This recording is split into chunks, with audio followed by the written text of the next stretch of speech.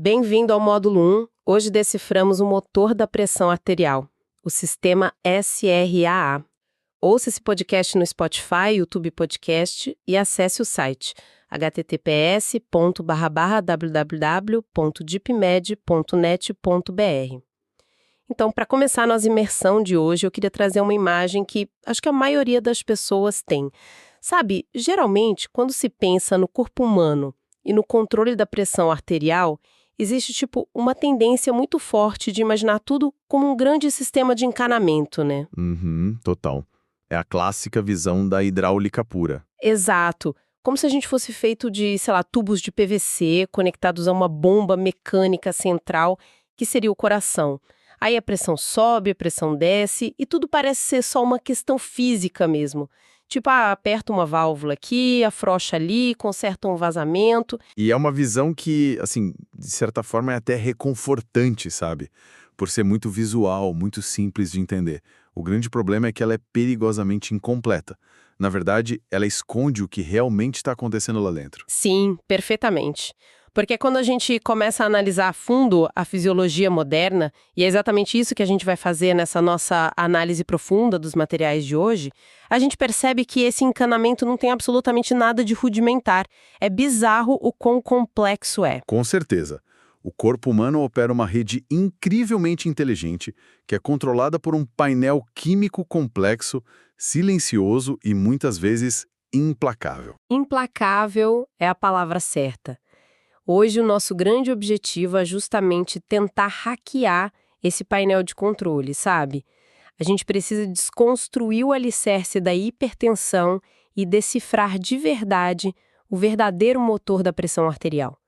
E os materiais que a gente está usando hoje, que incluem as transcrições das aulas e o guia de estudo de DipMed, trazem uma luz fantástica sobre isso. E para guiar toda essa nossa análise rumo a essa fundamentação teórica, existe uma questão central, que deve permear nossa discussão o tempo todo.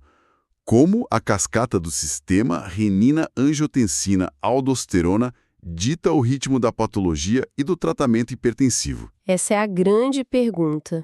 Porque é impossível, simplesmente impossível, falar de lesão em órgãos-alvo ou de farmacologia sem entender profundamente esse mecanismo antes. Então, vamos começar pelo princípio lógico da coisa toda. Para entender a patologia, ou seja, como a pressão arterial foge do controle de forma crônica e acaba, destruindo os órgãos do paciente, é imprescindível entender o que o corpo está de fato tentando fazer. Faz todo sentido. A gente tem que olhar para a fisiologia normal primeiro. Pois é. A biologia humana não desenhou esse sistema complexo com o intuito de causar infartos em ninguém. O desenho original, lá na sua base, na evolução, serve para resgatar o organismo quando a pressão cai tragicamente, certo? Exatamente. E essa é a grande ironia da hipertensão. Na sua essência fisiológica, a gente está lidando com um mecanismo brilhante de sobrevivência. É um sistema de resgate perfeito.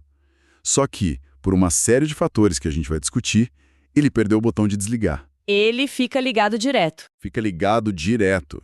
E o grande maestro desse maquinário de resgate é o que a gente chama de SRAA, que é o eixo endócrino do sistema renina-angiotensina-aldosterona. Nossa, a coreografia química que é descrita nos materiais de base para essa regulação do controle pressórico parece até ficção científica, é muito louco. Tudo se inicia com uma emergência sistêmica. Vamos imaginar aqui que a pressão de perfusão caia abruptamente, um sangramento, por exemplo. Um trauma, uma desidratação severa. Isso. Aí o rim, que é um órgão extraordinariamente sensível e que depende de um fluxo sanguíneo constante e forte ali para conseguir filtrar o plasma, ele percebe essa queda na mesma fração de segundo. É fascinante porque o rim não é apenas um filtro passivo, sabe? Ele atua como um sensor barométrico e químico de altíssima precisão. Um sensor em tempo real. Em tempo real. Quando as células justaglomerulares dele detectam que a pressão despencou ou até mesmo que tem um nível perigosamente baixo de sódio chegando lá na estrutura de filtragem, elas entram em estado de alerta máximo e, como resposta imediata, elas liberam na corrente sanguínea uma enzima chamada renina. E esse é o primeiro dominó a cair na nossa cascata, né? É o pontapé inicial de tudo. A renina cai no sangue e começa a trabalhar. A renina entra ali na circulação sistêmica e começa a caçar o seu alvo específico. E o que eu acho mais interessante é que esse alvo já estava ali. Ele fica flutuando passivamente, só esperando para ser ativado. É uma proteína gigante que é produzida ininterruptamente pelo fígado, chamada angiotensinogênio. Um fígado atua meio que como um fornecedor constante de matéria-prima, né? Ele fica só jogando isso lá. E esse angiotensinogênio é um precursor adormecido. Ele não faz nada sozinho. Fica lá só boiando. Exato, mas quando a renina finalmente tromba com essa proteína circulante, ela cliva, ou seja, ela corta uma fita muito específica de aminoácidos dessa estrutura gigante. É um corte cirúrgico mesmo, e o resultado desse corte é a formação da angiotensina 1. Aqui eu acho que cabe uma analogia bem visual que a gente viu, vamos destrinchar isso. A angiotensina 1 seria tipo uma matéria-prima industrial. Ela carrega um potencial imenso, mas na sua forma atual, digamos assim, circulando na caçamba de um caminhão lá pelo sistema venoso, ela é biologicamente inofensiva. Perfeito, ela não causa estrago nenhum ainda. Mas, inevitavelmente, esse sangue precisa ser oxigenado, né? O que significa que o nosso caminhão imaginário vai ter que passar pela microcirculação dos pulmões. E é lá, no endotélio pulmonar, que existe uma gigantesca fábrica química à espreita, que é a ECA, a enzima conversora de angiotensina. Famosa ESSACA, que é o alvo de tantos remédios hoje em dia. Pois é. Essa fábrica engole aquela matéria-prima inofensiva e cospe o produto final que é altamente instável e potente, a angiotensina 2. E a analogia da fábrica ilustra muito bem a conversão, mas a realidade fisiológica é ainda mais, digamos, invasiva do que uma simples linha de montagem. Como assim invasiva? Porque o que a ESSACA faz é quase uma reescrita do código-fonte vascular, sabe? O produto final, essa angiotensina 2, é simplesmente um dos vasoconstritores endógenos mais violentos que existem na biologia humana. A mecânica da coisa é brutal. Assim que ela é ativada, ela se liga a receptores nas paredes das artérias e arteriolas pelo corpo inteiro. E ela força o músculo liso vascular a se contrair quase que espasmodicamente. Nossa! O que, obviamente, reduz o diâmetro dos vasos instantaneamente, né? Instantaneamente, o lúmen do vaso diminui de uma vez, o que aumenta a resistência vascular periférica de forma massiva. A pressão sobe na hora. Isso garante que o sangue continue chegando com força para o cérebro e para o coração numa situação de crise. Mas a genialidade meio maligna da angiotensina 2 não para só na vasoconstrição, né? Pelo que consta no material, ela é o que a gente pode chamar de uma molécula multitarefa. Sem dúvida nenhuma. Enquanto ela está lá espremendo a vasculatura, a angiotensina 2 também viaja até as glândulas adrenais. Aquelas pequenas estruturas, sabe, em formato de pirâmide, que ficam localizadas logo acima dos polos superiores dos rins. Em cima do rim. Isso. Ela aciona o córtex adrenal para sintetizar e despejar no sangue um hormônio esteroide importantíssimo, que é a aldosterona. E a aldosterona, por sua vez, faz o caminho de volta para o rim, que é o órgão que, no fim das contas, disparou a renina e iniciou toda essa confusão, né?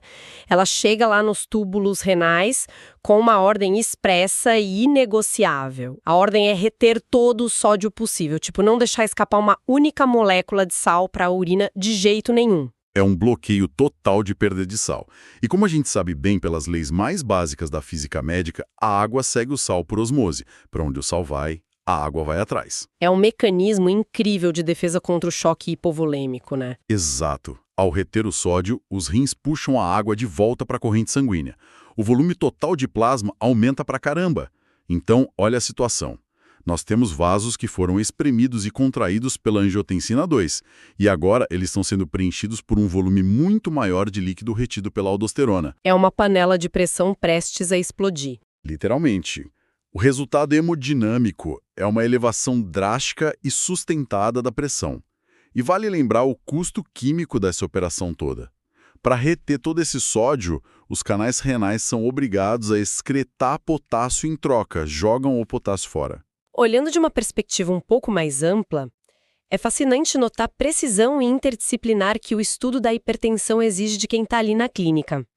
A gente está contemplando o cruzamento perfeito entre a endocrinologia, regendo esses hormônios superpotentes que circulam em cascata, e a nefrologia, onde o rim atua como juiz final da homeostase de fluidos e eletrólitos. É uma dança muito bem ensaiada entre os dois sistemas. E é exatamente isso que o Dr. Fábio Silveira enfatiza no BIADIP-MED, que é uma das nossas fontes de hoje. Ele aponta com muita precisão que o SRAA não é apenas uma questão de manipular volume. É uma regulação hemodinâmica sistêmica profunda. E essa é uma constatação vital para quem nos escuta, porque isso tira a hipertensão daquele escopo ingênuo de é só o coração batendo rápido ou é só um vaso apertado. Isso! E a coloca no seu verdadeiro patamar. É um complexo balanço neurohumoral.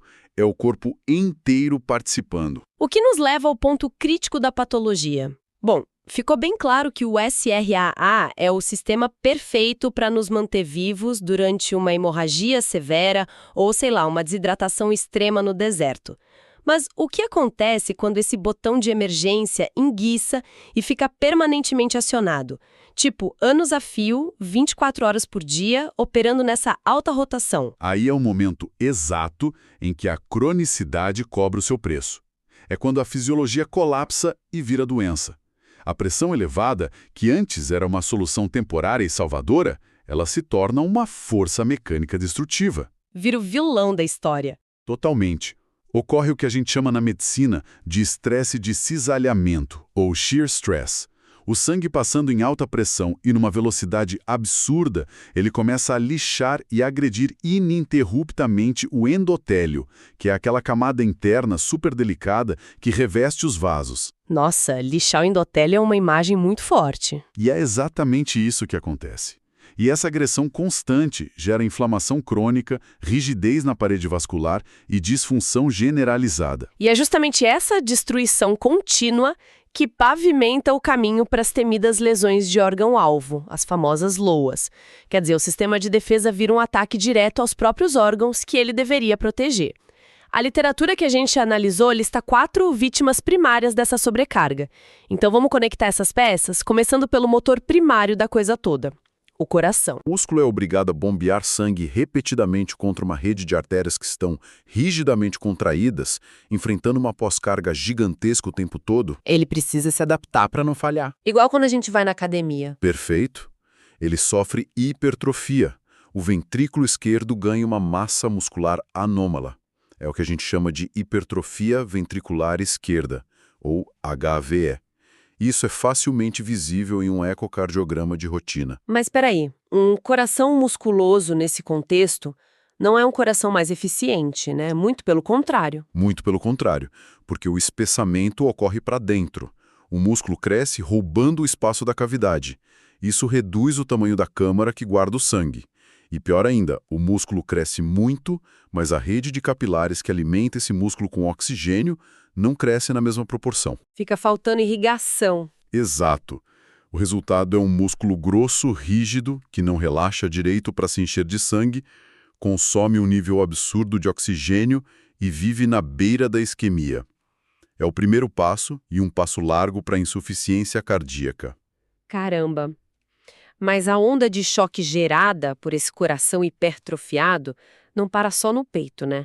Essa força brutal viaja diretamente para cima pelas artérias carótidas, colidindo em cheio com o nosso segundo órgão-alvo, o cérebro. E o cérebro é muito sensível.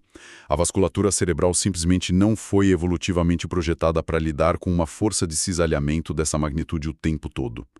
A pressão crônica faz com que os vasos cerebrais fiquem, ao mesmo tempo, espessos e quebradiços. Uma combinação terrível. Terrível. Isso aumenta drasticamente o risco de grandes eventos catastróficos, tipo o rompimento de um vaso gerando um AVC hemorrágico fatal ou a formação de placas que levam a um AVC isquêmico, entupindo tudo. Mas os materiais de estudo também alertam para um perigo que eu achei ainda mais insidioso no cérebro, que são as lesões silenciosas. Aquelas que não levam a pessoa para o pronto-socorro no mesmo dia. Sim, a chamada doença de pequenos vasos.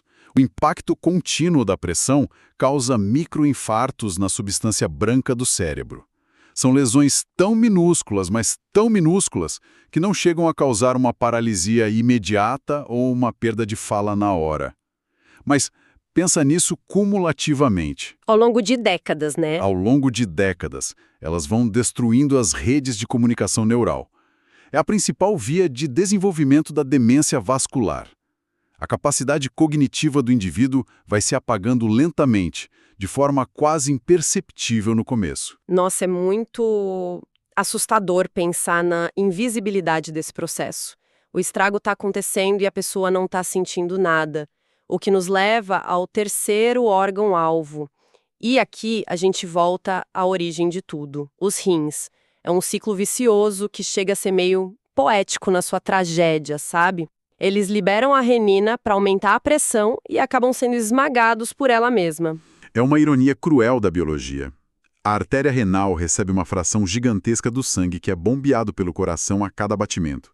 Toda essa pressão altíssima vai desaguar diretamente nos glomérulos. Que são aquelas unidades filtrantes minúsculas, certo? Isso, são enovelados microscópicos de capilares super finos, responsáveis pela filtração do sangue. Imagina você conectar a pressão de uma mangueira de incêndio direto num delicado filtro de papel de coador de café. A força rasga o sistema inteiro. Rasga. Ocorre o que a gente chama de glomeruloesclerose, que é basicamente a cicatrização e morte dessas unidades de filtração. Elas vão pifando uma a uma. E como o filtro tá, literalmente rasgado, esburacado, elementos que deveriam ser retidos lá no sangue começam a vazar, não é? Precisamente. E a principal delas é a albumina, uma proteína fundamental para o nosso corpo. Ela começa a vazar para a urina. A presença de albuminúria nos exames é um alarme estridente, um grito de que os rins estão sendo destruídos pela pressão. E conforme a taxa de filtração glomerular vai caindo, toxinas como a creatinina começam a se acumular no sangue do paciente. O que nos leva ao quarto e último grande alvo listado nas fontes. A gente passou pelo coração ali no peito, o cérebro protegido no crânio, os rins fundos no abdômen. Todos são órgãos grandes, vitais e escondidos lá nas profundezas do corpo. Mas o quarto alvo foge um pouco essa regra. Aqui é onde fica realmente interessante. É a retina. Por que os olhos sofrem tanto? A conexão parece, bem menos óbvia para quem analisa de fora, não acha? Parece distante mesmo, mas se a gente conectar isso ao quadro geral, a retina nos dá uma das ferramentas de diagnóstico mais elegantes que a medicina possui. A retina, que fica forrando lá ao fundo do globo ocular, ela é extremamente rica em pequenos vasos. E a maravilha anatômica aqui é que a retina é o único local no corpo humano inteiro onde é possível examinar arteríolas e veias ao vivo. Em tempo real. Em tempo real, sem precisar abrir o paciente com um bisturi sem cirurgia. É literalmente uma janela transparente para a microcirculação sistêmica da pessoa. Uma janela perfeita. O oftalmologista, ou clínico treinado, usando um oftalmoscópio simples para fazer o exame de fundo de olho, ele consegue enxergar o estrago da hipertensão a olho nu. Devido à rigidez causada por aquele SRAA hiperativo que a gente falou, as artérias retinianas ficam duras como fios de cobre. E aí, onde uma artéria dura dessas cruza por cima de uma veia macia, ela simplesmente esmaga a veia. Fisicamente esmaga. Esmaga. É o que chamamos de cruzamento arteriovenoso patológico. E a implicação clínica de ver isso no olho é muito profunda, né? Porque se o médico vê esse esmagamento acontecendo lá na retina... Exato. Ele tem a confirmação absoluta e visual de que a exata mesma destruição, o mesmo esmagamento microscópico e endurecimento vascular estão ocorrendo simultaneamente lá nos glomérulos dos rins e nas pequenas artérias do cérebro. O dano retiniano não é um problema isolado do olho, ele é um espelho do dano sistêmico. Nossa, isso reforça demais o quão sistêmica é essa doença. E sabendo que o motor desse rolo compressor é a cascata hiperativa do SRAA, a medicina moderna e a farmacologia decidiram que, tentar reduzir a pressão de forma inespecífica não era mais suficiente, né? Era preciso invadir o painel de controle. Então, da molécula, a gente chega finalmente à intervenção clínica. E a genialidade dessas classes farmacológicas modernas, que dominam as diretrizes de hipertensão atuais, é que elas não funcionam como um sedativo geral ou um encanador apertando um cano ao acaso. Elas são verdadeiros mísseis guiados. Foram projetadas para interceptar etapas altamente específicas dessa cadeia de eventos endócrinos. Os materiais de estudo focam pesadamente em duas classes de medicamentos que atuam diretamente sobre a angiotensina. Retomando aquela nossa imagem conceitual lá do início, onde a enzima conversora de angiotensina, a ECA lá no pulmão, é a fábrica que produz o super-hormônio destruidor, a gente tem a classe dos IECAs, os inibidores da ECA, como o clássico enalapril ou o captopril. O mecanismo de ação deles é um ataque frontal. É a sabotagem direta da fábrica. Eles simplesmente cortam a energia da fábrica, né? Eles inibem a enzima, bloqueando o processo de conversão logo pela raiz. É um bloqueio extremamente elegante.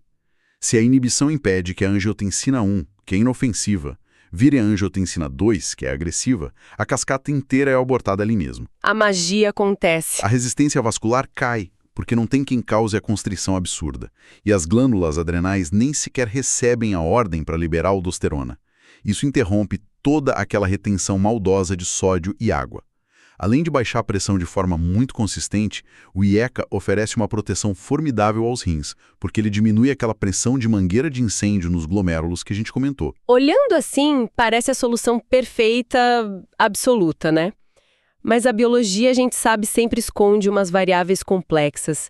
O problema de inibir a enzima ECA é que, historicamente, a medicina descobriu da pior forma que essa fábrica tinha uma segunda função secreta. Um excelente ponto, e muitas vezes esquecido. A ECA não atua apenas fabricando angiotensina 2. O outro trabalho dela, a sua função metabólica secundária, é degradar e limpar do corpo uma substância chamada bradicinina. A bradicinina é um peptídeo vasodilatador natural do corpo. Ah, então ela devia ser uma coisa boa. Sim, mas tem um porém. Quando a gente causa a inibição da ECA por um medicamento, o corpo perde a capacidade de varrer essa bradicinina do sistema.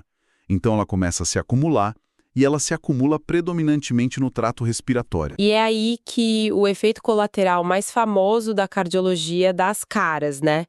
O excesso de bradicinina estimula as fibras nervosas sensoriais nos pulmões e na via aérea, o que acaba gerando uma tosse seca, crônica e extremamente irritante. É muito interessante notar, pelos dados demográficos presentes nas nossas fontes, que essa tosse atinge com muito mais frequência os pacientes negros.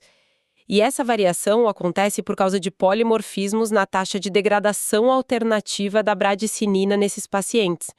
E na prática clínica diária, uma tosse interrupta destrói qualquer possibilidade de adesão ao tratamento, não tem jeito. A pessoa não aguenta, o paciente simplesmente abandona o tratamento, joga o remédio no lixo, porque não consegue dormir, não consegue falar direito. E aí volta tudo. Volta tudo, o que resulta no retorno imediato daquele ataque impiedoso aos órgãos-alvo.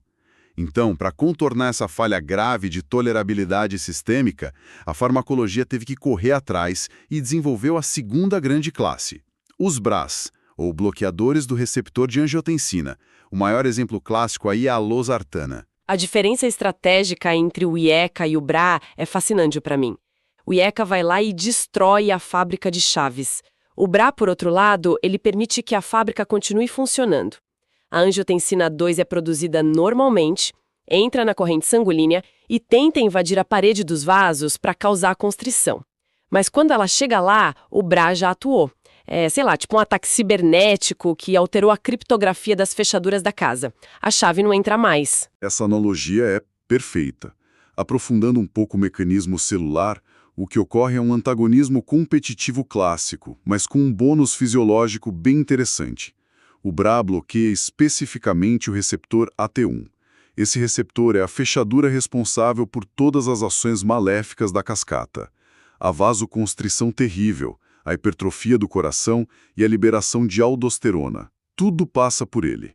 Então a molécula de angiotensina 2 tenta se ligar, mas o espaço está fisicamente ocupado pela losartana, pelo medicamento. Mas, peraí, me tira uma dúvida que sempre surge. E a angiotensina 2 que ficou sobrando? Porque ela foi produzida, certo, ela fica circulando no sangue sem ter onde se ligar. Ela não causa outros problemas por estar ali acumulada? Essa é a grande sacada biológica dos BRAs. um verdadeiro hack do sistema que a ciência conseguiu fazer. Como o receptor AT1 está bloqueado, essa angiotensina 2 excedente não tem para onde ir, então ela acaba sendo empurrada para se conectar a um outro tipo de receptor, que é o AT2, que está lá livre. E o receptor AT2 faz exatamente o oposto do AT1. Mentira! Sério! Sério? Ele promove vasodilatação, dá proteção tecidual e ainda tem efeitos anti-inflamatórios. Então, o BRA não apenas impede o dano, ele redireciona o hormônio hipertensivo para uma via de cura celular. É fantástico. E o mais importante de tudo em relação ao IECA. Como os BRAs não mexem na enzima ECA, eles não inibem ela, não tem aquele acúmulo de bradicina, ou seja, zero risco daquela tosse seca paralisante. Uma solução brilhante da ciência. O que, naturalmente, leva qualquer mente lógica a uma dedução um pouco perigosa. Poxa, se o IECA paralisa a produção na fábrica e o BRA oferece esse bloqueio competitivo genial com benefícios extras lá nos receptores AT2, por que a gente não prescreve os dois juntos de uma vez? Seria um bloqueio duplo e absoluto do eixo hipertensivo. Pois é, parece fazer muito sentido no papel, né? É intuitivo, mas é exatamente aqui que as diretrizes erguem uma barreira intransponível. É a regra de ouro, cristalizada em estudos gigantescos de desfechos clínicos, e ela é inquebrável. Prestem atenção, jamais deve se associar um IECA a um BRA no mesmo paciente. A evidência demonstra categoricamente que a combinação não reduz infartos ou mortalidade cardiovascular a mais do que usar apenas um deles. Não tem benefício extra? Não tem. O que ela faz, no entanto, é multiplicar de forma exponencial a toxicidade. Ser que o rim precisa de um tom basal mínimo do SRA para manter o controle da sua própria perfusão interna. Quando ocorre o bloqueio duplo, o rim sofre uma espécie de asfixia química, levando rapidamente a uma insuficiência renal aguda.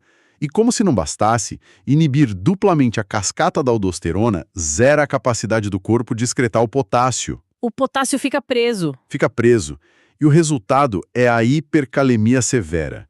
E o excesso de potássio circulante é letal. Ele desestabiliza o sistema elétrico do coração e causa arritmias fatais em questão de minutos. Portanto, a conduta clínica inegociável é escolher uma via ou a outra, mas nunca cruzar os feixes, nunca associar os dois. Hoje, construindo o nosso módulo 1 com base no guia de PMED, é a constatação de que entender essa cascata do sistema renina-angiotensina-aldosterona é essencial. Justifica perfeitamente os bilhões investidos pela ciência para decifrar e manipular essas vias. Para quem nos acompanha, deve estar muito nítido agora que a hipertensão passa longe de ser apenas um número um pouco alto aferido na triagem do consultório. Muito longe disso. Ela é um ataque químico, estrutural, silencioso e progressivo, usando o próprio mecanismo de defesa do corpo como uma arma voltada contra si mesmo. E absorver profundamente essa base fisiopatológica do começo ao fim da cascata é o grande diferencial entre um conhecimento raso e o verdadeiro raciocínio clínico. Para validar essa etapa da nossa jornada, acho que vale sempre aquele exercício mental da fixação para quem nos escuta. Ao ouvir o termo hipertensão sustentada, a imagem mental automática na cabeça de vocês deve ser um músculo do coração hipertrofiado, os rins perdendo proteínas nobres pelo filtro esclerosado, o cérebro colecionando aquelas lesões minúsculas na substância branca e a retina exibindo seus cruzamentos patológicos, esmagando as veias.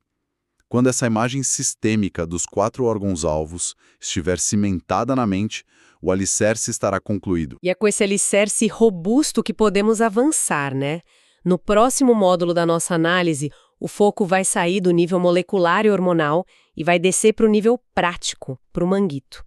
Vamos dissecar a precisão na aferição pressórica, entender como um erro de postura de poucos centímetros do braço do paciente pode alterar o diagnóstico, desvendar um intrigante fenômeno do efeito do jaleco branco, a assustadora hipertensão mascarada e mergulhar na necessidade muitas vezes indispensável da monitorização ambulatorial através do exame de mapa.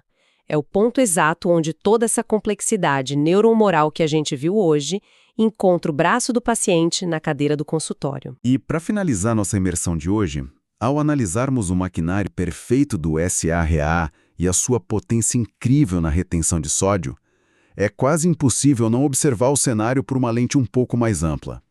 Pense o seguinte: o corpo humano e seu instinto visceral de buscar e reter sal foi moldado por forças evolutivas durante milhões de anos de extrema escassez.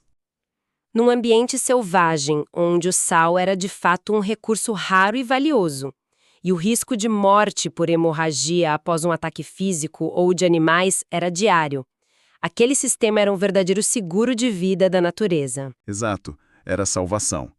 Toda essa cascata hiperativa e violenta que estudamos hoje garantiu que a humanidade sobrevivesse ao Paleolítico e chegasse até aqui.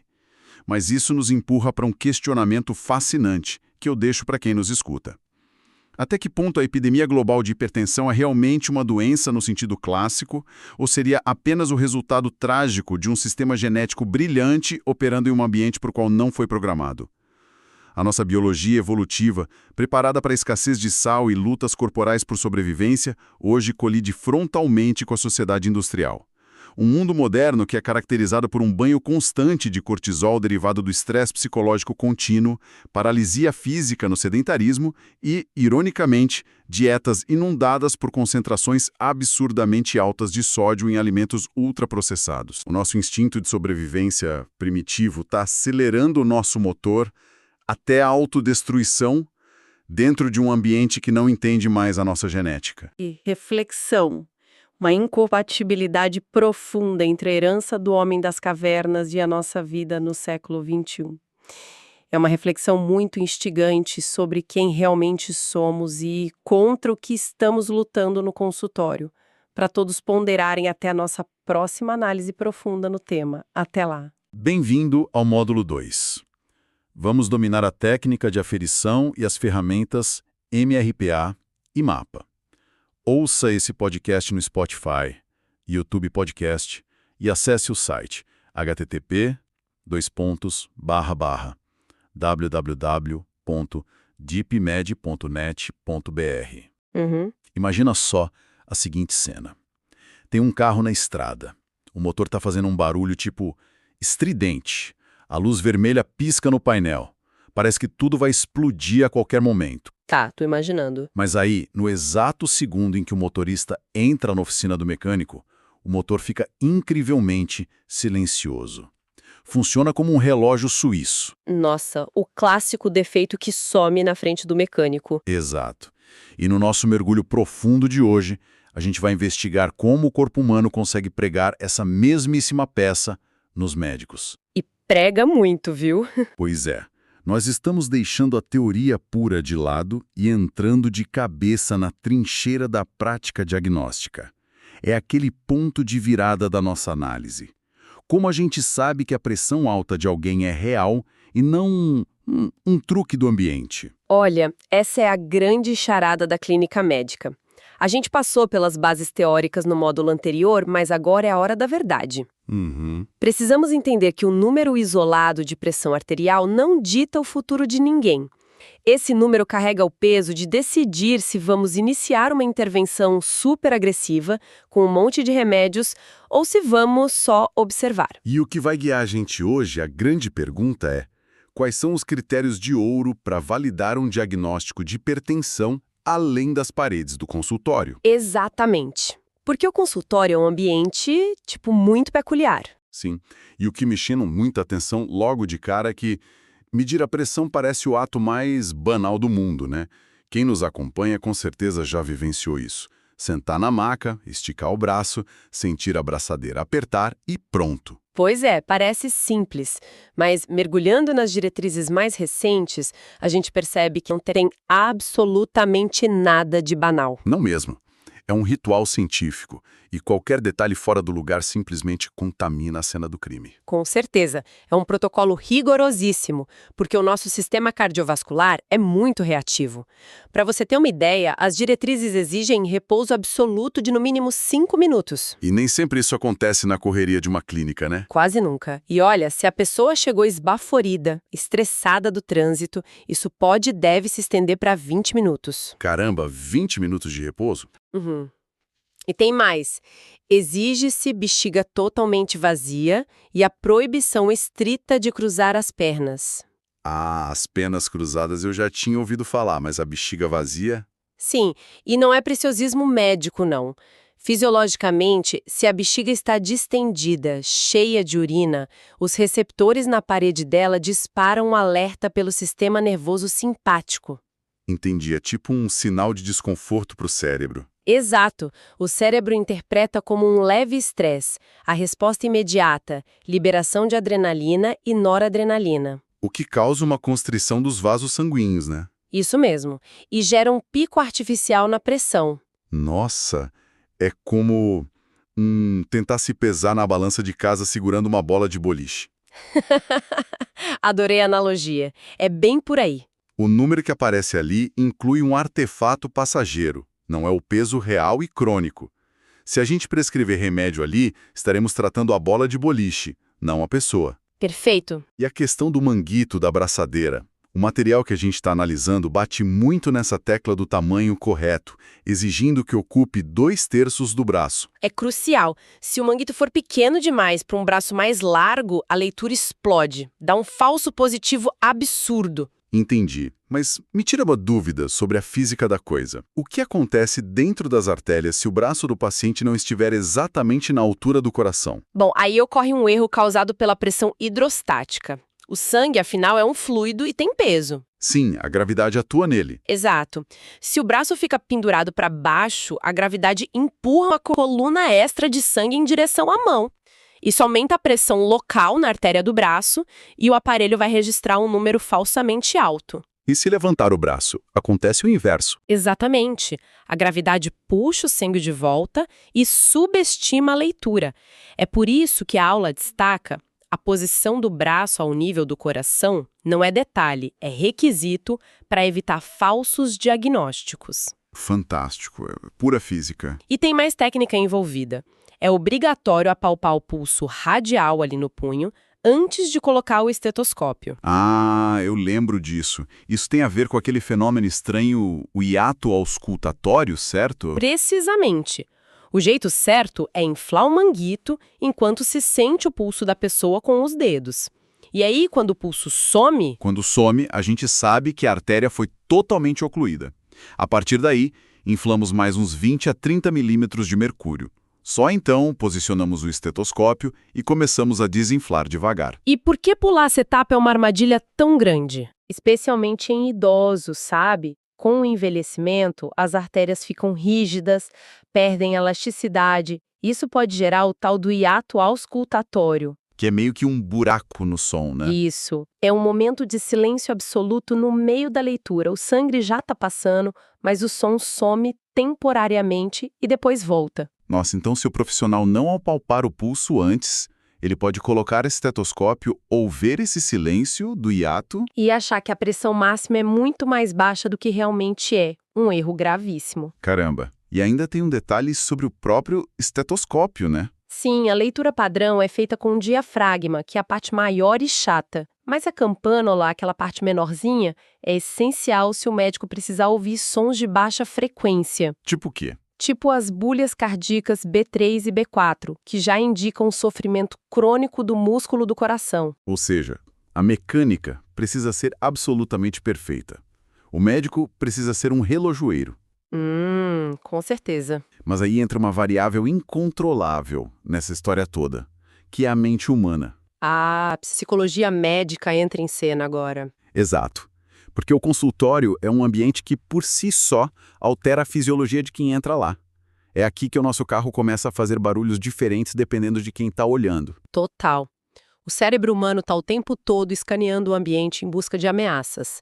É uma herança evolutiva clássica do sistema de luta ou fuga. E um consultório médico é cheio de gatilhos, né? Muito. O cheiro de álcool, a figura de autoridade de jaleco branco, aquela luz fria. Para muita gente, isso é lido no subconsciente como um perigo iminente. E aí o corpo reage. Reage forte, o hipotálamo manda um sinal, as glândulas liberam cortisol e adrenalina, o coração bate mais forte, os vasos se estreitam. É aí que nasce o famoso fenótipo da hipertensão do jaleco branco. Essa é clássica.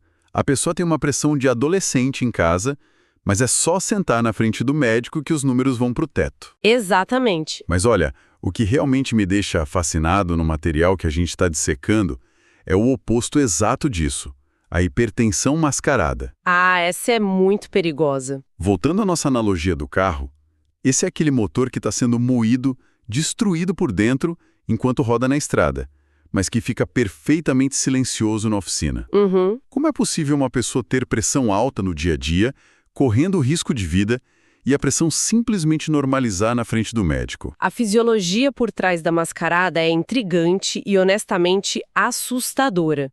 Pensa no cotidiano dessa pessoa. Correria total, imagino. Êxito caótico, prazos no trabalho estourando, privação de sono, litros de cafeína, o sistema nervoso simpático dela tá ligado no máximo, 24 horas por dia. Uma bomba relógio. Sim. O endotélio, que é o revestimento interno dos vasos, está sofrendo uma pressão física absurda. Mas, de repente, essa pessoa entra no consultório. E aí o que muda? O consultório é silencioso. Ela senta, guarda o celular, alguém finalmente olha para ela e pergunta como ela está. Para esse perfil muito específico, o consultório atua como um raro oásis de pausa. Mentira. Então o consultório relaxa a pessoa. Exato. O sistema nervoso parasimpático, que é o freio do corpo, finalmente é ativado. Os vasos relaxam, a pressão despenca para níveis normais. Caramba! Aí o médico anota no prontuário que tá tudo maravilhoso. E o paciente volta para a rua, onde o massacre vascular recomeça imediatamente. É uma ilusão de ótica biológica. Com certeza. O que força a gente a uma conclusão óbvia nessa análise. Se o consultório está contaminado, seja pela ansiedade do jaleco branco ou por esse falso relaxamento da mascarada, nós não podemos confiar só nos números medidos ali. De jeito nenhum. Precisamos tirar a investigação do laboratório. Tem que colocar os detetives no habitat natural de quem estamos avaliando. E é por isso que os critérios de ouro para bater o martelo no diagnóstico dependem fundamentalmente de duas ferramentas fora da clínica: a MRPA e o MAPA. Vamos falar da MRPA primeiro. Tá. A MRPA, que é a monitorização residencial, entrega poder na mão da pessoa. Mas olha, não é medir a pressão de forma aleatória, tipo, me deu uma dor de cabeça, vou medir. Não é bagunçado assim, né? Não, é um protocolo espartano. São 5 dias seguidos, com medições de manhã cedo e no final da tarde, usando aqueles aparelhos digitais automáticos e validados. E tem uma técnica fantástica de análise de dados nisso que achei genial. O descarte do primeiro dia. Isso. Todas as aferições do primeiro dia inteiro são sumariamente descartadas da média final, né? Exatamente, porque a gente precisa limpar o dado e tirar o fator novidade. É muito inteligente, porque no primeiro dia a pessoa tá ali tensa com o aparelho novo, com medo de colocar a abraçadeira errado, com receio do número que vai aparecer na tela. O corpo reage a essa expectativa. Mas lá pro terceiro ou quarto dia, colocar a abraçadeira já virou rotina, tipo escovar os dentes. E aí a pressão real finalmente aparece. Isso mesmo.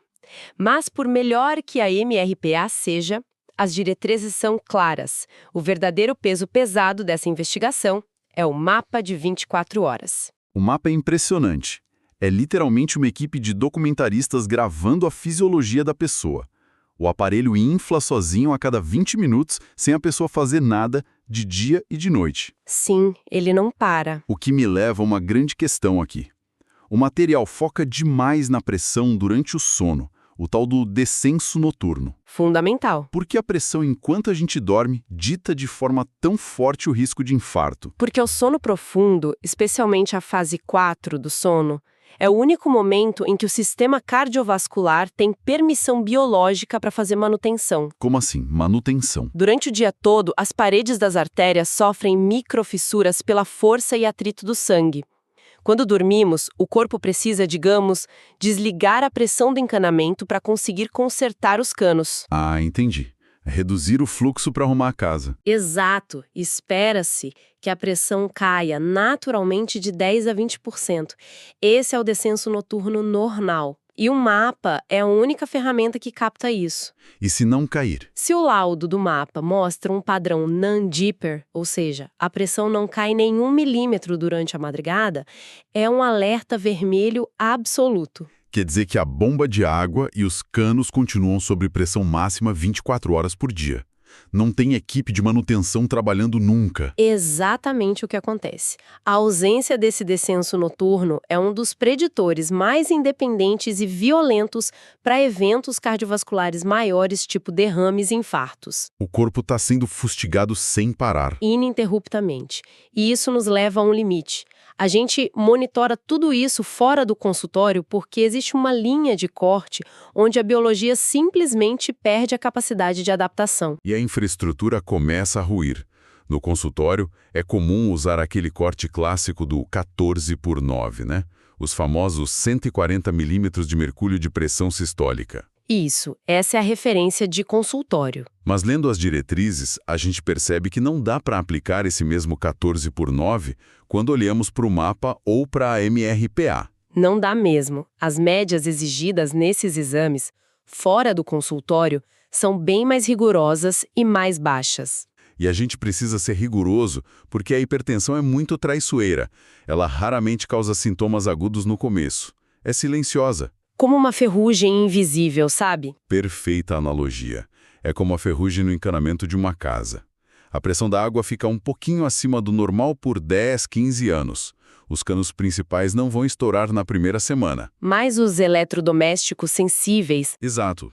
Os eletrodomésticos que dependem dessa água, que no corpo são os nossos órgãos-alvo, começam a pifar silenciosamente. O estrago sistêmico é muito metódico. Vamos seguir essa trilha da água no corpo? O primeiro a sofrer é o próprio motor da casa, o coração. E o que acontece com ele? O ventrículo esquerdo precisa bombear sangue contra um sistema de canos que está super apertado e resistente. Para vencer essa força, o músculo do coração faz meio que uma musculação contínua. E ganha massa muscular? Ganha. E sofre o que chamamos de hipertrofia ventricular esquerda, a HVE. Mas músculo forte não seria bom? Num atleta, talvez. Mas o problema é que o músculo cardíaco hipertrofiado, por pressão, cresce para dentro. Ele fica espesso, rígido e perde totalmente a capacidade de relaxar para se encher de sangue na diástole. Nossa, perde a eficiência. E saindo do motor, vamos para os filtros da casa. Os rins. Como a pressão destrói a engenharia renal. Os rins são estruturas formadas por milhões de microscópicos tufos de capilares, chamados glomérulos. Tá? Eles são como peneiras biológicas extremamente delicadas. Quando o sangue chega ali com uma pressão brutal, dia após dia, essas peneiras começam a sofrer microtraumas e cicatrizam. Cicatriz num filtro não parece uma boa ideia. É péssimo. É a glomerulosclerose. A cicatriz endurece e tampa o filtro. E o médico flagra esse desastre clínico olhando para duas coisas nos exames. Quais? A taxa de filtração glomerular, que mostra basicamente que o ritmo de limpeza do sangue está caindo, e a albuminúria. Albuminúria é proteína na urina, né? Isso. A albumina é uma proteína muito grande que jamais deveria passar pelo filtro renal saudável. Se a gente detecta ela na urina, é o sinal de que a peneira rasgou. Caramba! E além do coração e dos rins, as fontes também destacam muito o cérebro e os olhos. Os pequenos vasos sofrem demais. No cérebro, eu imagino que os caninhos menores simplesmente não aguentem o tranco da pressão alta constante. Perfeito. No cérebro, as artérias minúsculas perfurantes sofrem pequenos rompimentos ou entupimentos. São os micro-AVCs que são invisíveis a olho nu. A pessoa nem sente na hora, então. Não, ela não perde movimento do braço imediatamente ou a fala. Mas ao longo de décadas, essa morte silenciosa de pequenos pedaços de tecido neural leva à demência vascular. Que assustador. E na visão? Os olhos. A visão é o único lugar do corpo humano onde o médico consegue acender uma lanterninha e enxergar as artérias vivas e pulsando sem precisar abrir o paciente, lá no fundo do olho. A famosa fundoscopia. É ali que a mágica da observação clínica acontece a olho nu. É fascinante, mas o que se vê na doença é feio. Na retinopatia hipertensiva avançada, as artérias que deveriam ser flexíveis tornam-se verdadeiros fios de cobre duros devido à alta pressão. Fios de cobre. Ficam super rígidas. E aí, quando uma dessas artérias endurecidas cruza por cima de uma veia lá da retina, ela literalmente esmaga a veia e bloqueia o fluxo de retorno do sangue. Nossa, Em estágios muito críticos, a pressão dentro do crânio sobe tanto que o próprio nervo óptico incha, gerando o edema de papila. O dano de órgão-alvo é extenso, é implacável. isso desenha um mapa muito claro do nosso campo de batalha.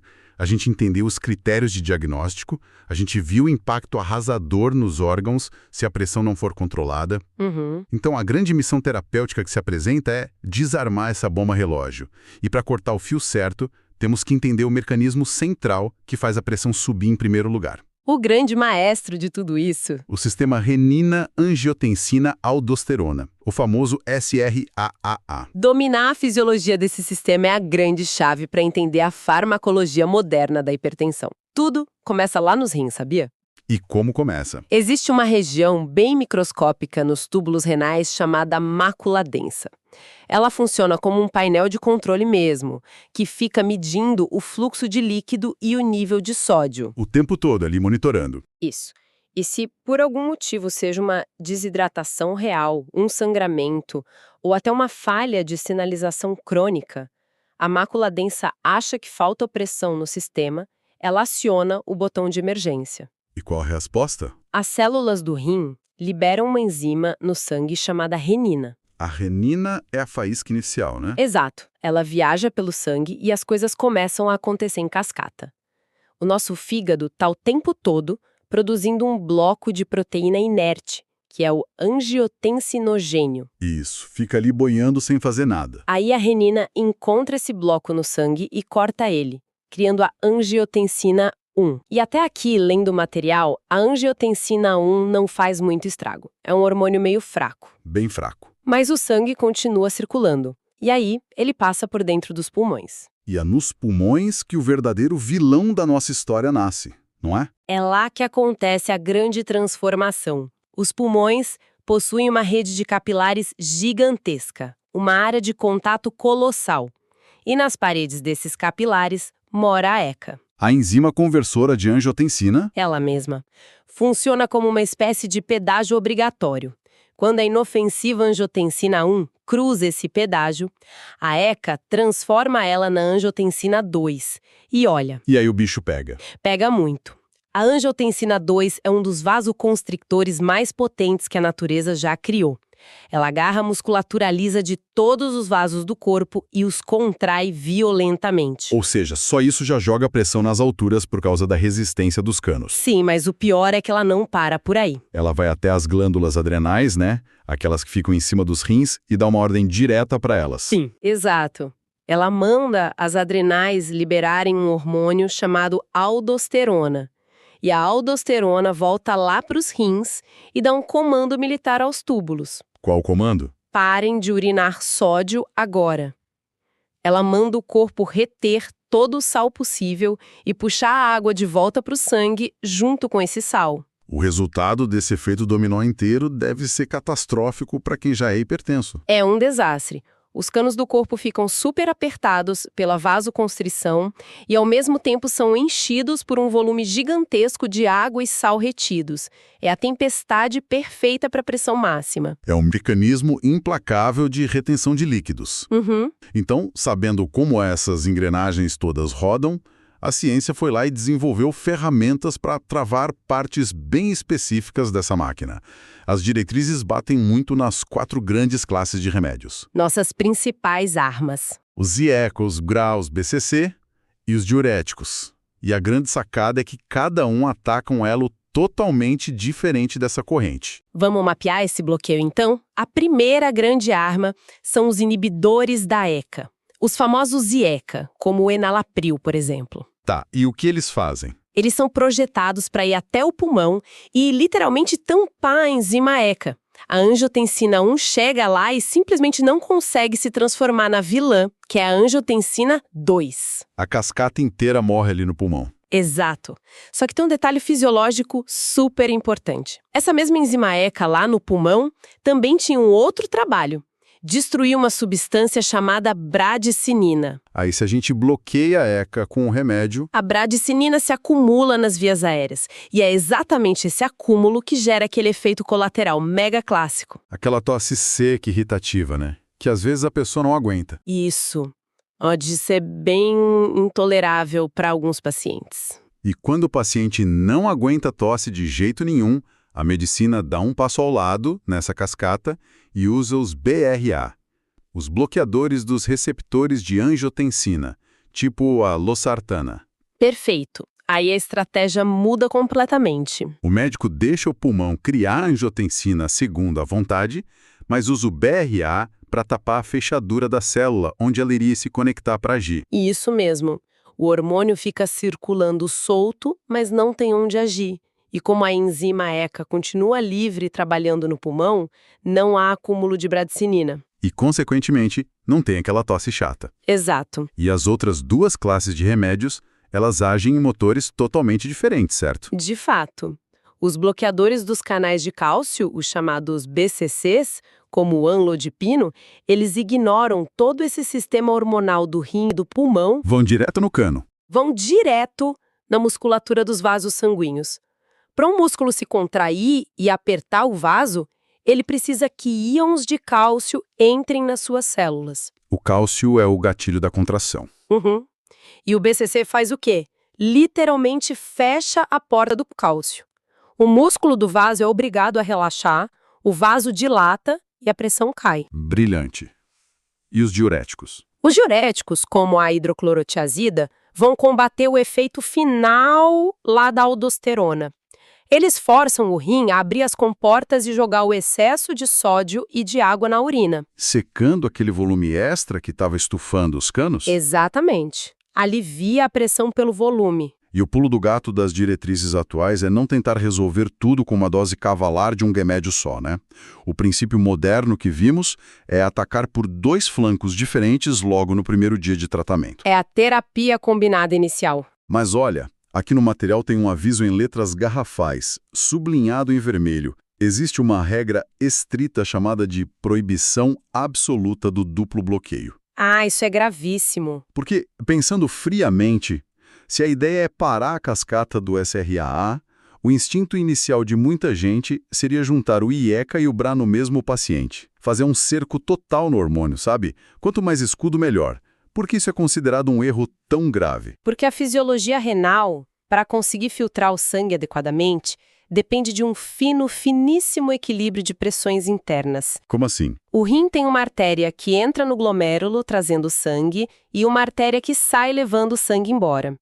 Para a peneira funcionar e filtrar, a artéria que sai precisa estar ligeiramente mais apertada, criando uma pressão de filtração dentro do tufo. Entendi. Faz um gargalo na saída para dar pressão. Exato. E quem é que mantém esse aperto milimétrico na saída? Justamente um pouquinho de angiotensina 2. Ah, Se você usa o IECA e o BRA juntos no mesmo paciente, o bloqueio é tão massivo, tão profundo, que essa artéria de saída dilata completamente, e aí a pressão dentro do filtro despenca para zero. e o rim para de filtrar? O rim simplesmente para de filtrar. O resultado clínico disso é uma insuficiência renal aguda severa. E o que é pior, uma retenção letal de potássio no sangue, a hipercalemia, que provoca arritmias cardíacas fatais. Nossa, então você tenta proteger o sistema cardiovascular no papel usando dois remédios potentes, mas acaba destruindo a função renal e o coração na prática. Exatamente, é um tiro no pé gigantesco. É impressionante como um mecanismo que foi feito para nos proteger pode se virar contra nós com um único movimento errado nesse nosso tabuleiro de xadrez farmacológico. A biologia não perdoa erros grosseiros. Com certeza não. E com isso chegamos ao fim de mais um capítulo profundo sobre o nosso motor interno. Vimos que o diagnóstico depende de protocolo rigoroso e monitoramento fora do consultório. Desde o repouso absoluto até a tecnologia de um mapa, revelando a falta de descanso noturno. O foco é sempre caçar o número real, né? E evitar que o encanamento do corpo e seus filtros vitais sejam destruídos silenciosamente ao longo dos anos. Próximo módulo, com o diagnóstico em mãos, como escolher a terapia ideal. Para encerrar a nossa análise hoje, eu proponho uma reflexão para quem escuta sobre a grande ironia da nossa biologia. Qual seria? Aquele sistema gigantesco e complexo que vimos, o SRA, ele não surgiu por acaso na natureza. Ao longo de milhões de anos de evolução, a espécie humana vagava em ambientes onde encontrar sal era quase impossível e morrer de hemorragia por ferimentos de caça ou desidratação era a regra. Era um mundo de escassez extrema. Total. E o SRA foi a obra-prima que garantiu nossa sobrevivência até aqui. Ele guardava cada gota de água e cada grama de sódio a todo custo, justamente para manter a pressão alta o suficiente para a gente continuar correndo e vivendo. Faz todo sentido. Só que hoje, o nosso cérebro primitivo e esse sistema intacto foram transportados para um mundo completamente diferente. Um mundo de alimentos ultraprocessados abarrotados de sal e um estresse crônico constante. É um choque de realidades. Fica o pensamento para quem escuta a gente se a epidemia global de hipertensão que vemos hoje não for exatamente uma falha ou uma doença do corpo, mas o nosso instinto de sobrevivência mais primitivo e brilhante, trabalhando perfeitamente bem, só que no ambiente completamente errado. Bem-vindo ao módulo 3. Vamos traçar o plano de ataque farmacológico contra a hipertensão. Ouça esse podcast no Spotify, YouTube Podcast e acesse o site https://www.deepmedmed.net.br. Sabe, imagina viver em uma cidade onde a pressão da água nas tubulações subterrâneas está tão alta que as paredes dos canos vibram dia e noite. E ninguém na superfície percebe absolutamente nada, né? As ruas estão calmas, o trânsito flui. Exatamente. Mas lá embaixo o metal está cedendo, milímetro por milímetro, até chegar o dia inevitável em que a estrutura inteira colapsa de vez. E, cara, exatamente isso que está acontecendo dentro dos vasos sanguíneos de milhões de pessoas nesse exato momento. É uma imagem assustadora, sim, mas ela é perfeitamente precisa. O grande desafio dessa condição, que é muito silenciosa, é que quando o cano finalmente estoura, seja na forma de um AVC ou de um infarto, o dano estrutural já estava sendo construído ali há décadas. Não tem um alarme prévio tocando. E para evitar que esse colapso aconteça, nossa imersão de hoje mergulha bem fundo no ato 3 do nosso manejo integrado. A gente está se baseando nas diretrizes brasileiras de hipertensão de 2025, além de, uma pilha de artigos de farmacologia clínica. Muita coisa recente, verdade? Sim. Nossa missão aqui é muito clara. A gente precisa entender a transição da teoria para a ação, vamos destrinchar o arsenal terapêutico moderno e ver como as mudanças de estilo de vida são, no fundo, intervenções biológicas profundas. Ok, vamos desvendar isso. Bom, o ponto de partida fundamental das diretrizes de 2025 é uma mudança drástica de mentalidade. O tratamento moderno transcende completamente aquela ideia antiga de, só dar uma pílula para baixar o número no aparelho. Sim, não é só bater uma meta no visor do médico. Exato. A métrica de sucesso não é mais o esfigmomanômetro. A missão real é a proteção orgânica a longo prazo. É blindar o cérebro, o coração, os rins. E para proteger esses órgãos-alvo, a gente precisa desativar o mecanismo que o próprio corpo usa para aumentar a pressão. Cara, isso me fascina demais. Porque antes de falar sobre remédios, a gente precisa entender o campo de batalha, né? Lendo as fontes, fica claro que o corpo tem meio que um motor principal para gerar pressão. Aquele eixo que os médicos chamam de sistema renina-angiotensina-aldosterona. O famoso SRAA. Ele mesmo. O grande vilão e herói ao mesmo tempo. Pois é. Como que essa cascata toda se desenrola lá dentro? Então, pense nos rins como os grandes sensores de pressão do nosso organismo. Eles precisam de um fluxo de sangue constante ali para filtrar as impurezas. Tá. E se esse fluxo cair? Se por algum motivo os rins detectam que a pressão caiu ou que o volume de sangue diminuiu, eles entram num estado de alerta máximo. Aí eles liberam no sangue uma enzima chamada renina. Tipo um sinalizador de emergência? A renina viaja pelo corpo e faz o quê? Ela funciona meio que como uma chave. A renina viaja até encontrar uma proteína que o fígado produz, o angiotensinogênio. Quando a renina corta essa proteína, ela cria a angiotensina 1. Entendi. E até aqui a situação ainda está sob controle. A angiotensina 1 é fraca, sabe? Não causa grandes estragos sozinha. O problema real acontece no próximo passo, quando ela viaja pela corrente sanguínea e chega lá nos pulmões. Deixa eu adivinhar, os pulmões funcionam como uma espécie de... Uma refinaria letal. Nos pequenos vasos dos pulmões, a gente tem uma enzima chamada ECA, a enzima conversora de angiotensina. Ah, a famosa ECA. Exato. Ela pega a angiotensina 1 e transforma em angiotensina 2. E essa molécula, sim, é um dos vasoconstritores mais potentes que a biologia conhece. Ela agarra a musculatura do vaso e espreme com muita força. Nossa, o que já aumentaria a pressão absurdamente, né? Porque você tem o mesmo volume de líquido tentando passar por um espaço que ficou muito mais estreito. Sim, mas o sistema não para por aí. Tem a segunda parte do golpe. A documentação fala muito da aldosterona entrando em cena nesse momento. Isso. A angiotensina 2 viaja até as glândulas adrenais, que ficam ali como pequenos chapéus em cima dos rins, e manda liberar a aldosterona. E a ordem da aldosterona para os rins é muito direta. Parem de urinar sódio, retenham todo o sal possível. E a regra básica da fisiologia é que a água sempre segue o sal, certo? Sempre. Então o corpo retém líquido freneticamente. O volume de sangue dispara. É tipo a tempestade perfeita. De um lado os vasos estão espremidos, do outro tem muito mais líquido sendo forçado a passar. Caraca. Pensando nessa mecânica toda, me vem aquela imagem à cabeça de novo. É como se esse sistema fosse um complexo de comportas e bombas de água de uma cidade em curto-circuito. Sim. O nível baixou um pouquinho, aí o sistema fecha todas as comportas de uma vez e liga as bombas para puxar a água, inundando as tubulações até o limite do metal estourar. Eu sou muito fã dessa analogia porque ela capta a violência do processo. As comportas travadas são a angiotensina 2 e as bombas puxando água sem parar são a aldosterona. Mas vem cá, me bateu uma dúvida quase filosófica lendo isso. Se o corpo humano desenvolveu todo esse maquinário super sofisticado, ele fez isso para manter a gente vivo, né? Para lidar com o sangramento, lutar contra predadores. Com certeza. Então, por que esse exato mecanismo de sobrevivência está dizimando a população adulta hoje em dia? O que é fascinante aqui é o gigantesco descompasso evolutivo que a gente vive hoje. Esse sistema foi esculpido ao longo de milhões de anos para salvar a gente em situações extremas. Na savana africana. Exato. Imagina nossos ancestrais caçadores. A ameaça real era uma desidratação severa ou uma hemorragia depois de um ataque de animal. Reter sal e fechar os vasos era a diferença entre a vida e a morte.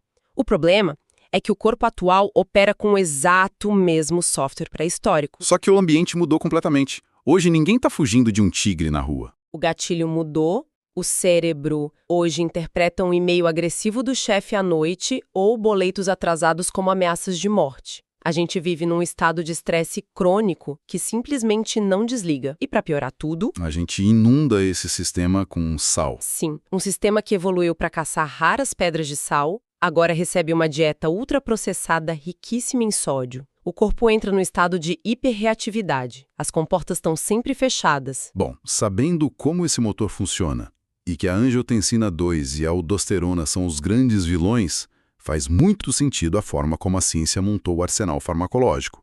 A gente precisa desligar essas bombas. Essa é a estratégia central. E, lendo as diretrizes de 2025, eu vi uma quebra de paradigma gigantesca na forma de atacar isso hoje comparado com o passado. Uma mudança monumental. Antigamente, a medicina tinha uma abordagem bem mais tímida. Começava com um remédio só, numa dose baixa, e ia tateando por meses para ver se a pressão caía. As diretrizes de 2025 jogaram isso no lixo para a grande maioria das pessoas. A regra agora é o ataque simultâneo, né? A regra de ouro é iniciar com terapia combinada. 2 drogas de classes diferentes já na primeira receita. E qual a lógica fisiológica de usar 2 armas em vez de uma só, mas bem forte? Bloquear rotas de fuga. O corpo é mestre em compensação. Se você tenta baixar a pressão por um caminho só, o corpo ativa outro para subir de novo, porque ele acha que está consertando um erro. Usando duas drogas diferentes, você atinge o sistema por dois flancos. Atinge a meta mais rápido e protege os órgãos. Muito mais rápido. A monoterapia, que é usar um remédio só, ficou restrita a exceções muito específicas agora. Tipo idosos muito frágeis que podem ter queda brusca de pressão ou pessoas no estágio 1 com risco bem baixo. Para todo o resto, é ataque duplo. Então, vamos olhar para as ferramentas. Se o problema é a enzima ECA fabricando a angiotensina 2 lá nos pulmões, o passo mais lógico seria inibir essa enzima. É exatamente aí que entram os IECAs, os inibidores da enzima conversora de angiotensina. O enalapril é o clássico. Eles vão lá e bloqueiam a refinaria nos pulmões. E sem a ECA, a cascata perde a força. Vasos relaxam e os rins ficam super protegidos a longo prazo. Só que tem um revés biológico bem interessante aí. A ECA não serve só para criar angiotensina 2. Ela também destrói uma substância chamada bradicinina, que é inflamatória. E, então, se eu inibo a enzima para baixar a pressão, a bradicinina acumula no corpo. Perfeito. E o acúmulo de bradicinina nos pulmões causa aquele efeito colateral super famoso, uma tosse seca, irritativa, que não melhora com nenhum xarope. Eu li que essa tosse afeta muito mais a população negra, inclusive. Sim, os dados mostram uma prevalência muito maior. E em casos raros, pode dar até um inchaço perigoso nas vias aéreas, o angioedema. Nossa! E se o paciente desenvolve essa tosse insuportável, o médico desiste de proteger os rins? De jeito nenhum.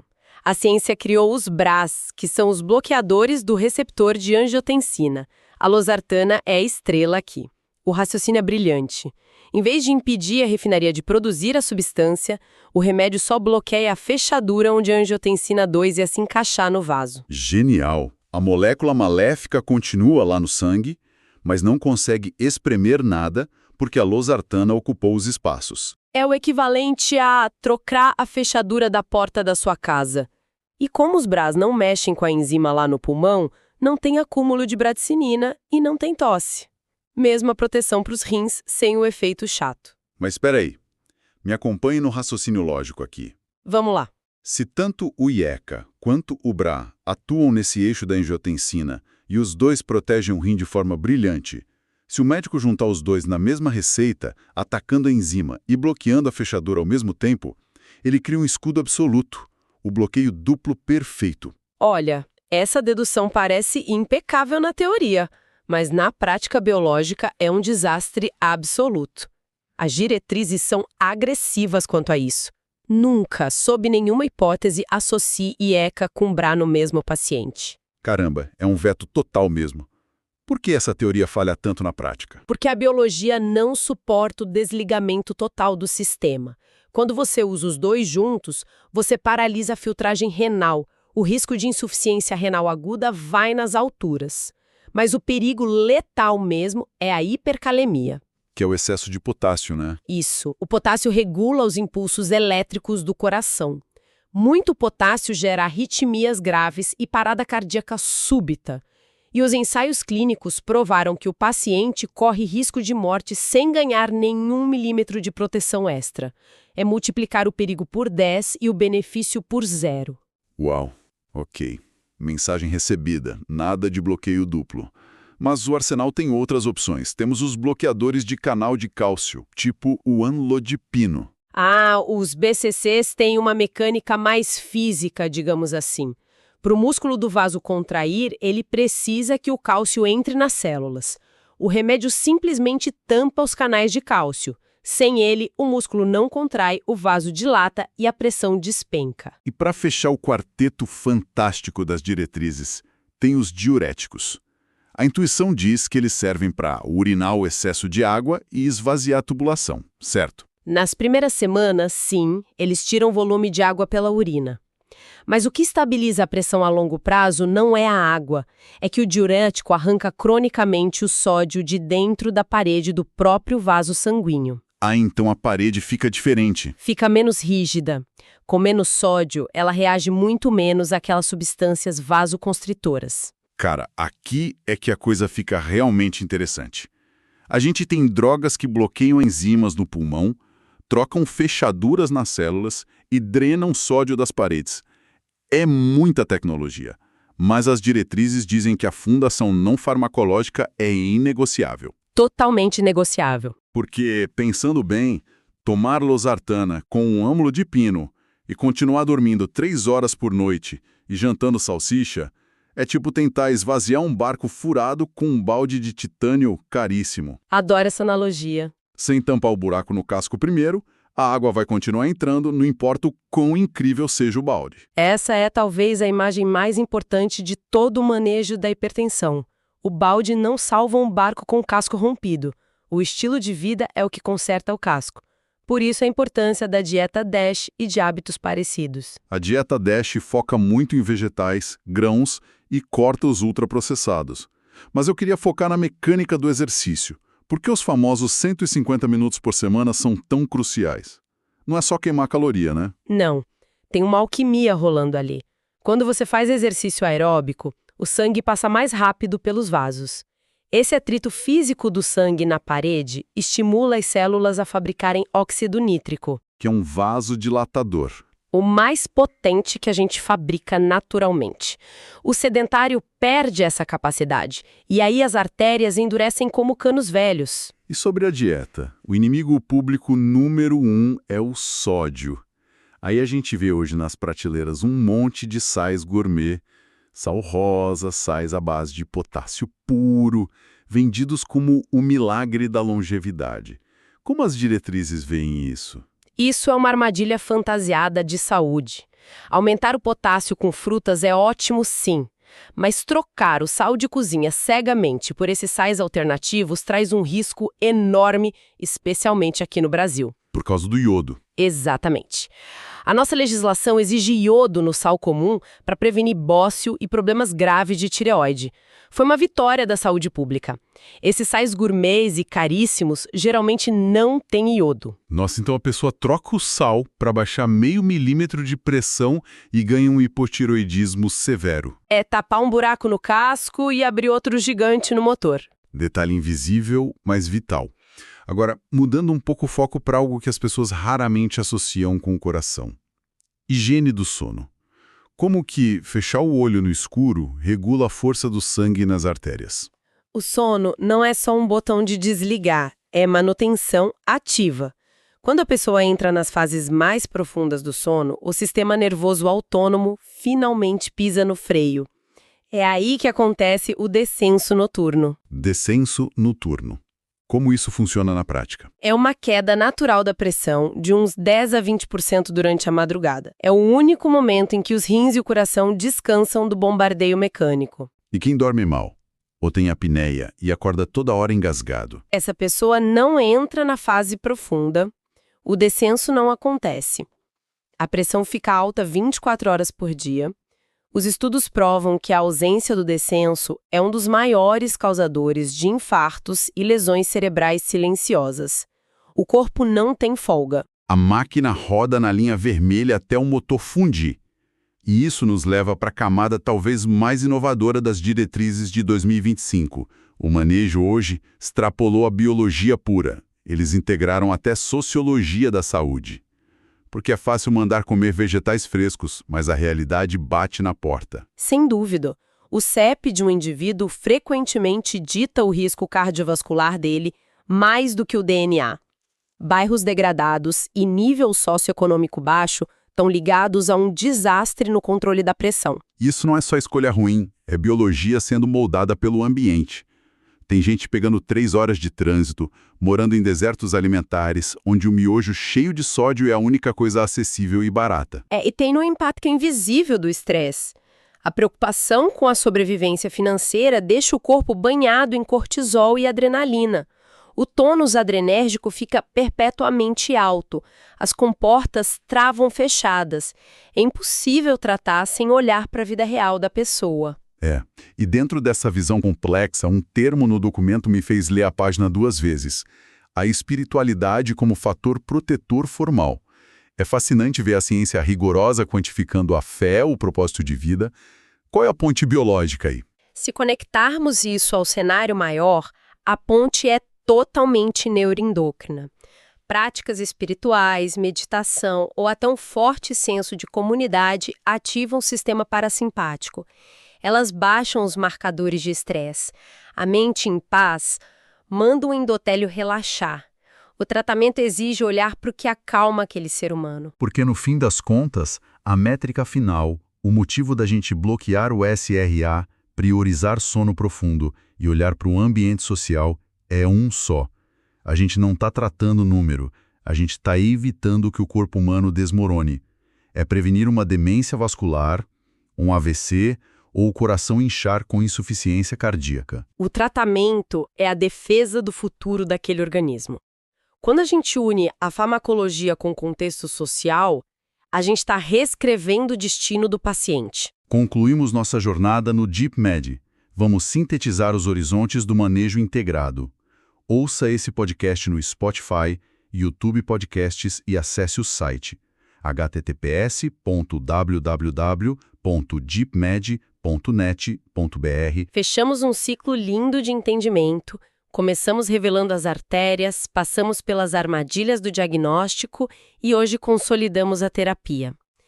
Vimos que combinar remédios é fechar rotas de fuga e que o estilo de vida conserta o casco do navio. E para eternizar isso, resgato a essência do nosso projeto. O Dr. Fábio destaca que a cardiologia evolui rápido, mas a técnica básica e o olhar humano são permanentes. Próxima série: dislipidemia e o metabolismo lipídico. Vamos investigar como o corpo acumula as gorduras nas artérias silenciosamente. Nos vemos na próxima temporada. Continue explorando a medicina profunda. E antes de ir embora, isso levanta uma questão importante, sabe? Se o nosso ambiente moderno de estresse crônico, pouco sono e ultraprocessados está usando nossos mecanismos de sobrevivência contra nós mesmos, até que ponto a cura vai depender só de receitas médicas e quando vamos precisar exigir mudanças estruturais na nossa sociedade?